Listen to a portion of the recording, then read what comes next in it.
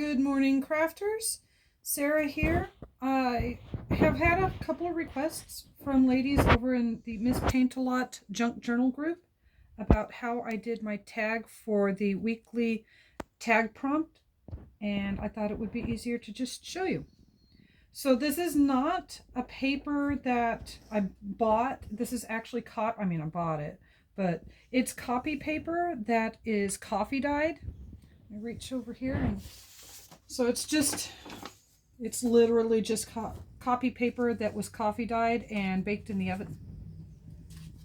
So I'm going to show you what I did and hopefully this helps.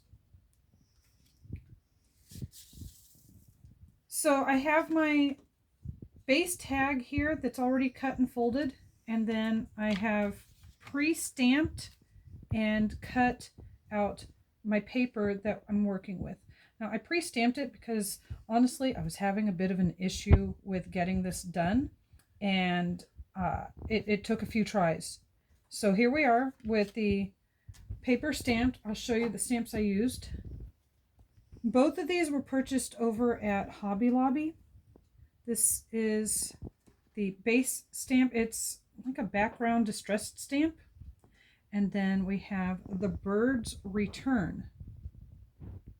Now a little caveat note that I discovered about doing this with this large stamp. You want a very firm surface. Now this is firm. This is the Tim Holtz glass media mat. However, it is sitting on a plastic folding table, which is very flimsy, and somehow that gives this mat just enough bend that this stamp did not want to stamp properly. So I had to actually turn around to my desk, which is a very solid surface, and I stamped it over there. It just took me a few tries to figure it out. Now that it's stamped, the next thing I did was I came over with these colors and my work surface here. And you can do this however you want. This is just what I did. You can use watercolors or pencil or marker or whatever. So let's start with the brown. I really like this mat.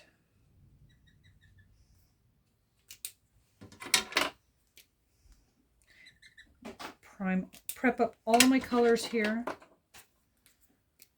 Let's do you way over here. I've got a couple different reds that I used. You can use whatever colors you want.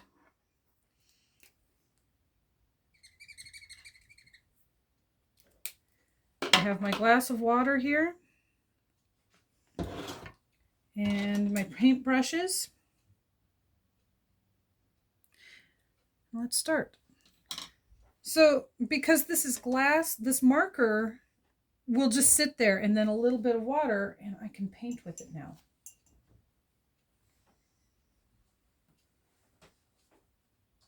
I'm going to use my brown. Just come in here, and now I didn't really paint the whole thing. I just kind of added some extra color to it.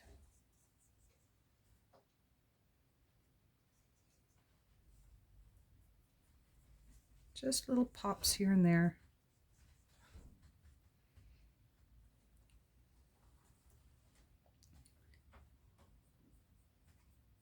You can paint your birds however you want. This really is a pretty stamp. I haven't even looked at the lyrics yet. Happy voices, their colors flashing. Yeah, that sounds right for birds. All right. I have bird feeders outside. The door is closed right now, so I can't see them because we have trains that like to go by at inopportune times.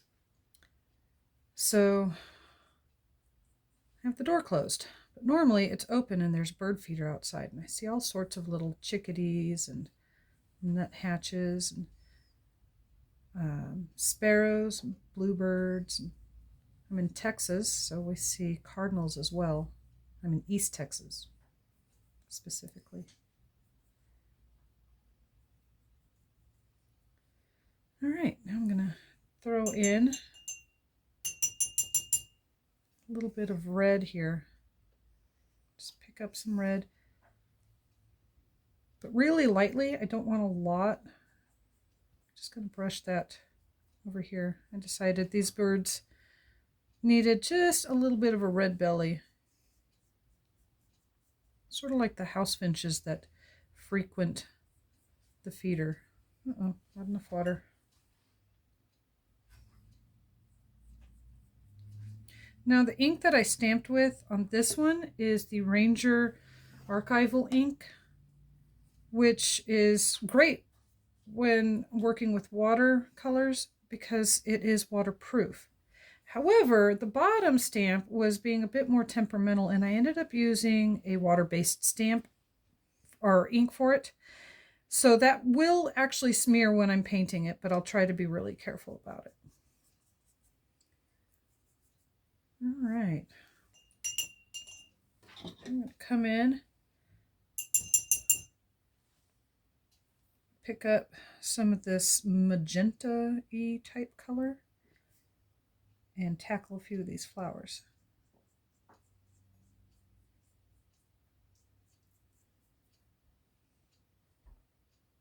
I am not an artist by nature. I took art class in high school. It was mediocre at best. But, you know, this is pretty simple. So if I can do it, and I'm not artistic, I'm more of a left brain person. I'm that person that will figure out how much half of my down payment on something needs to be while the cashier looks for her calculator. I'll do it in my head. Doesn't mean I'm necessarily great with numbers, but, you know, I'm okay.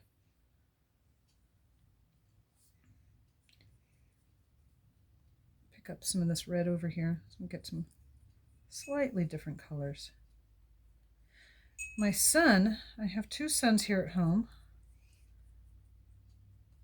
My middle child over here is manning the camera, and then my youngest is over at the kitchen table across from me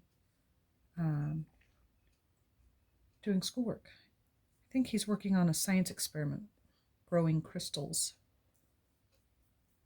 So if you hear some clinking or anything, that's him. We homeschool. Been doing that for 6 years now.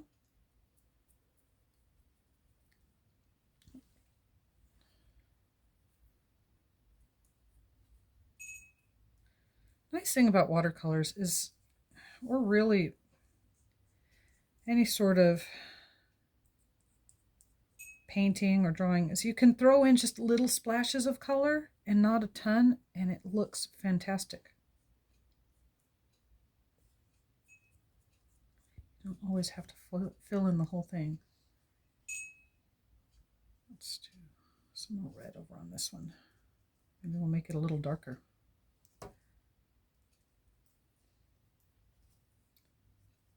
You can use your watercolors. I've got watercolor pencils around here somewhere. Do I remember to pull them out? No, not even a little. All right, set off. Come in with this yellow here and dot up the centers. I mean, these are flowers after all, right?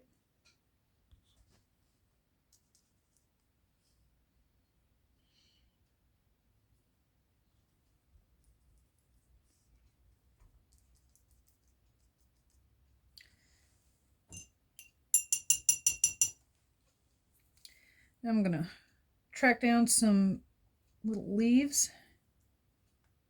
Get some nice green in here. Really just helps it pop. I mean, you've got all this kind of blob charcoal color background from the ink. It's nice to throw in a little pop of color here and there, don't you think? Not all of it though. I'm not going to color all of the petals or all of the leaves. Just a little bit.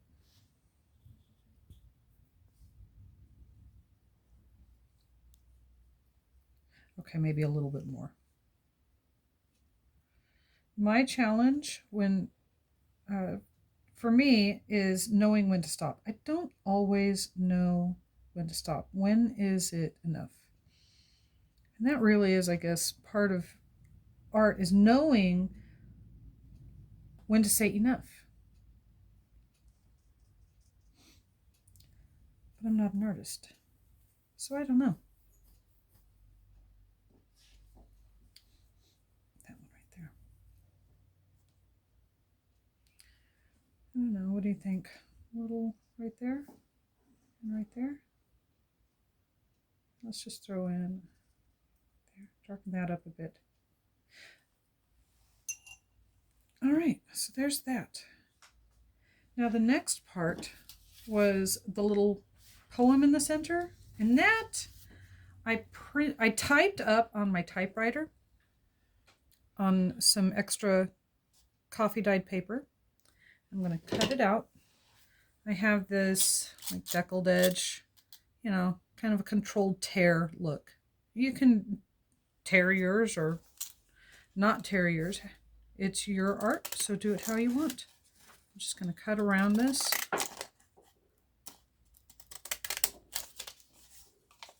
Some parts, remembering to cut in the same direction, because these scissors, if you flip it over, will give you a different edge.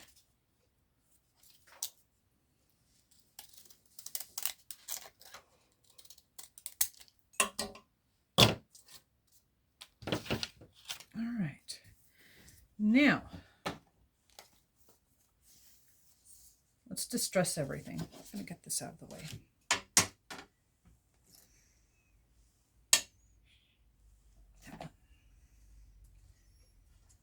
This is Tim Holtz Distress. I'm going to use the vintage photo primarily, but I will also dip into the ground espresso. So here's the vintage photo.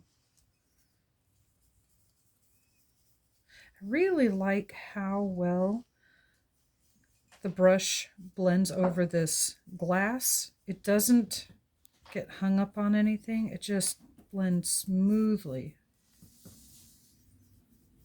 And I'm not losing as much color because it's going on the glass. It's not porous.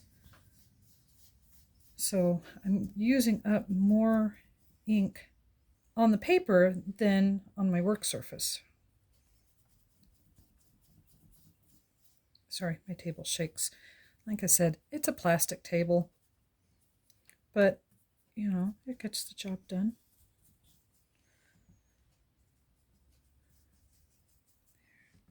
Let's really age this up. I didn't used to like the whole distressed look, and I don't on furniture. I really don't. But in paper crafting, I've really developed an appreciation for it. So that's just going to go right there, but I'm not going to put that down yet because I haven't distressed the paper. All right, yes, it's coffee stained. It's technically already distressed, but let's work out those edges, shall we?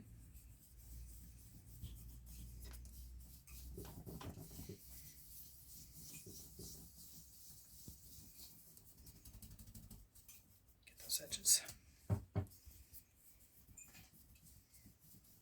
These brushes I bought on Amazon. It was a kit of a bunch of different brushes. Really like it. And it was not expensive at all. I don't recall how much it was, but it was probably like $9, maybe 16 at most for the whole set.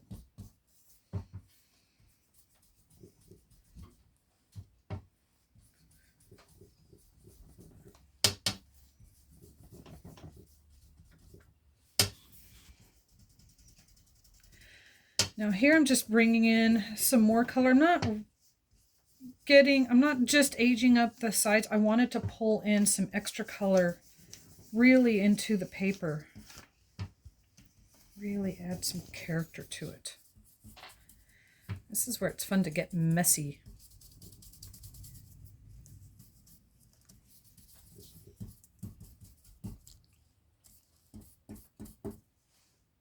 There we go. That looks good. All right. Now, I know Miss Fiona has aught against the Fabri-Tac, but I have found I like the Fabri-Tac. I don't recall what glue she's taken to lately, but this stuff, or it is a pain in that it gets goopy really quickly and it dries really fast, which is also a good thing, but it can be, you have to work quickly with it.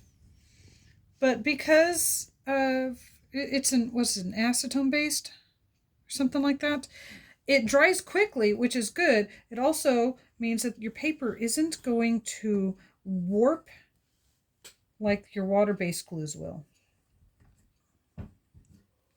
Oh, I should not be doing that on this surface. Oh, oopsie. C'est la vie. All right, let's just, I'll stick you here. Now I'm not going to let this part go all the way down because I need that up for later. So I'm just going to let it kind of flop there. Now, what was the next thing I did? All right, somewhere around here I have ribbon. I'm going to put that down. This was actually left over from what I used on the first tag. And that's where this really comes in handy. But I do want to use a different surface for this. Let me find.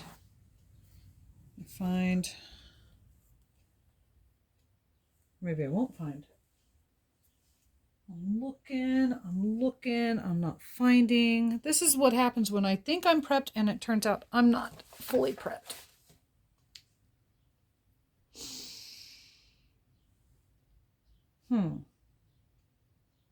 I got an idea. Let's just use a piece of paper because I don't want to muck up this surface. It's allegedly easy to clean. I haven't used this glue on here yet, so I just don't want to tempt fate. You know what I mean? Not my ideal work surface with this paper, but c'est la vie. So it goes.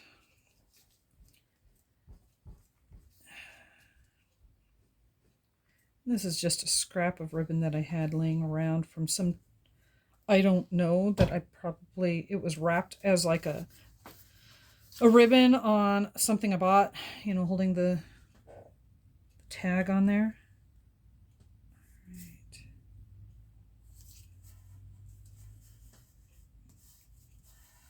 There we go.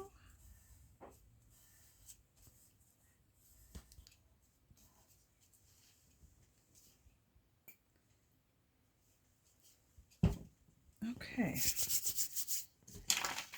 Move that out of the way. All right.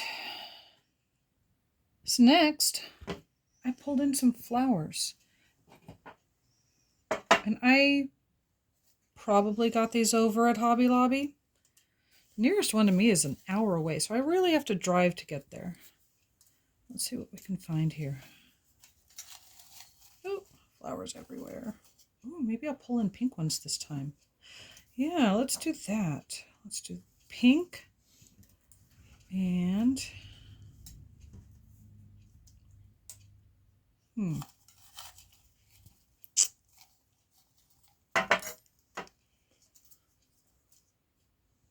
do you think? Pink and blue or pink and ivory?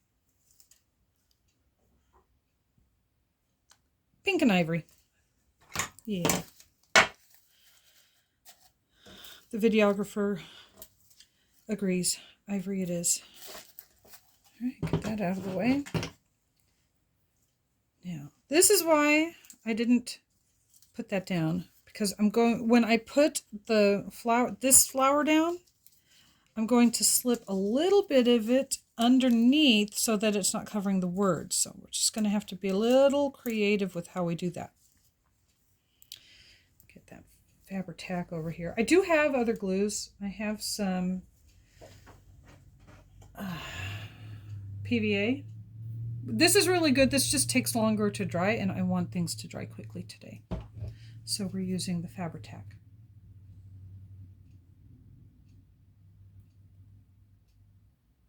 Just a little dollop on the bottom. This has writing on it, so I want to make sure my writing is going the right way.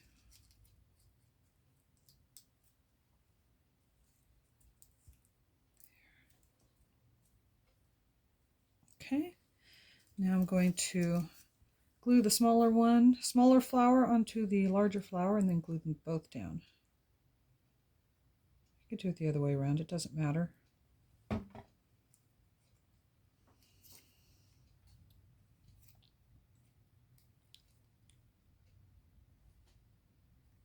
Okay.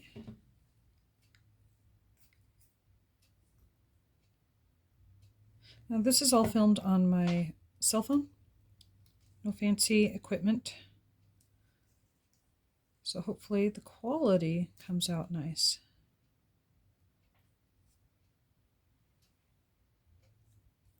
All right. Now let's throw some bling on these, shall we? We have pink, purple, and green.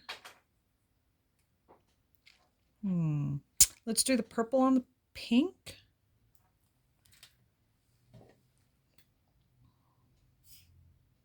I could do the purple on the ivory. Don't know. I'll do.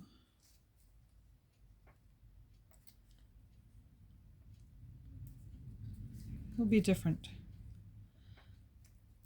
There. I'm getting goopy fingers. Very goopy fingers, my goodness. That is the downfall to this glue, is it can get very goopy. But it adheres so well to what you want it to.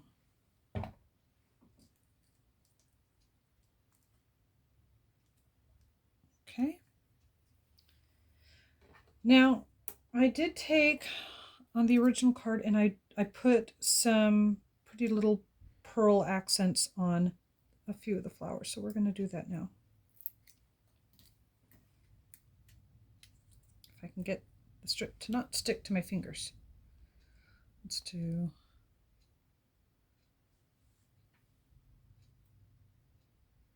that one.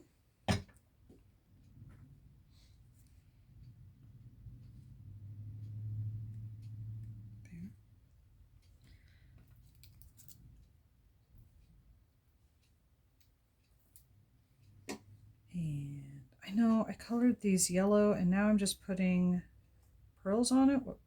I don't know. Is there a method to my madness? Probably not. I guess I was hoping that a little bit of the yellow might peek out. Not sure it is.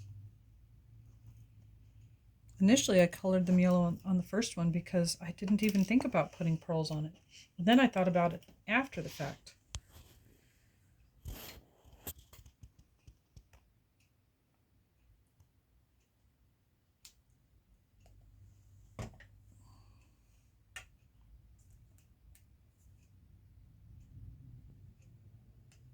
Okay. A little trick with my Fabri-Tac, because this stuff likes to dry up so quickly, is I stick a nail in the hole, and that helps prevent the hole getting clogged up. And then I have my cap on it. All right. Now all that's left is to... Oh, I'm not done. I forgot a step. Goodness gracious, what am I thinking? Okay, I'm going to move this out of the way for a moment because on the back side, if you remember, I stenciled. And then I turned around and I also stenciled it on the front, so we still need to do that. Let's see, how did I do that? Okay, I did it that way. So this is the stencil I used, Swirls and Flowers from thecraftersworkshop.com. I didn't get it online. I bought it at a craft store several years ago. I'm just going to stick this down here with maybe a little bit of an edge. Maybe not. I don't know. See if I can get this lined up here just along the edge. Now, it would be wise of me to tape this down, but I'm not gonna. I'm gonna wing it. So I'm going back into the vintage photo, holding this down firmly to make sure it doesn't slide around, and I'm just going to brush horizontally along these edges so we get our lines transferred.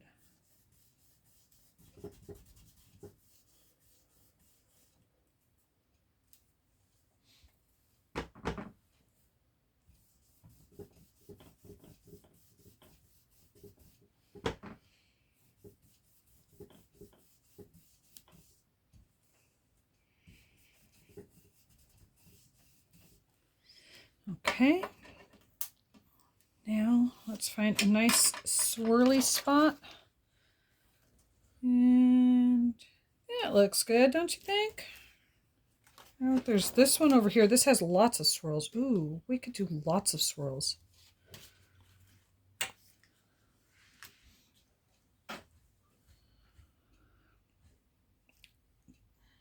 There we go. I like that.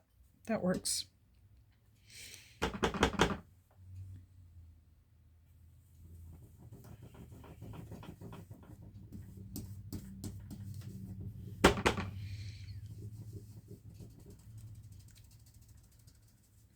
Just get in there. If you feel more comfortable using a smaller brush, use a smaller brush. But I find this is working pretty well, so I'm going to stick with this on this side. I will switch to a smaller brush on the other side, just because when I stencil on the other side, I don't want to stencil over the birds. I want to stencil around the birds. Oh my goodness. I'm getting many yawns from the teenager here. All right, so there's that, and I have an ink smudge from my finger here. That's okay. So now I've got a nice line spot for journaling. Now let's go back to this dude and find a spot. I'm going to go with a smaller one here, I think.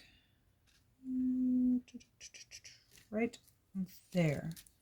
Now I have a smaller brush that I'm going to use. And I'm just going right back into the same ink. But you see how the birds are right there? I don't want to stencil on the birds, so I'm using the smaller one to work around them. And I might even come in with an even smaller brush to get in tight around them. There we go.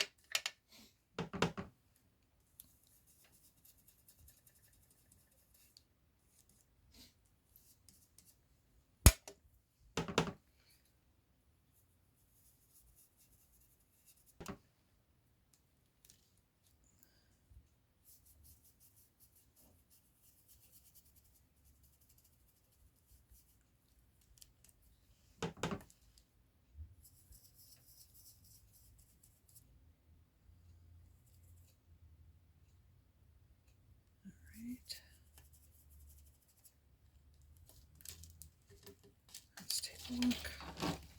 Yeah, I think that works. That looks nice. Bring my base back over here. We're going to glue that on. Got some lumpies on there. All right.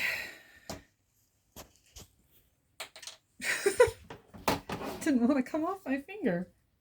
Take the nail out.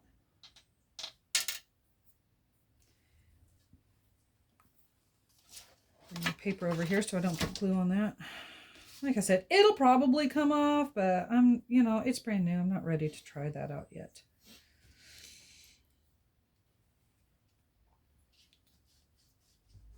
I'm just going to glue around the edge and then a little in the center.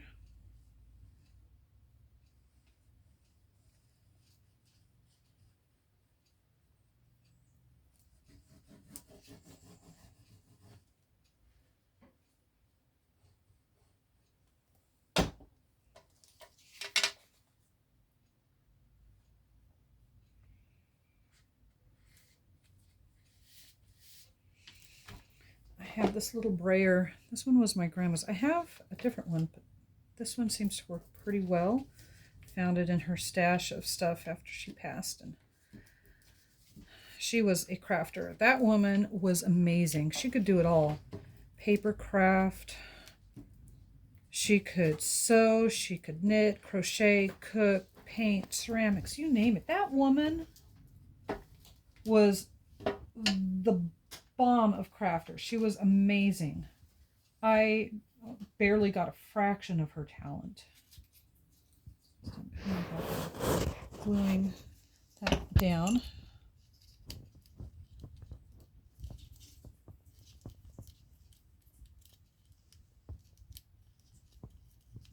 There.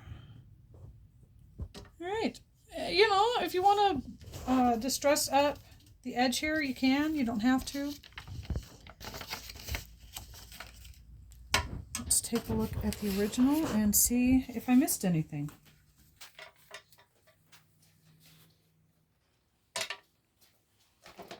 Oh, I think that's about it. And that is how I made my tag. You ladies have an awesome day and happy crafting.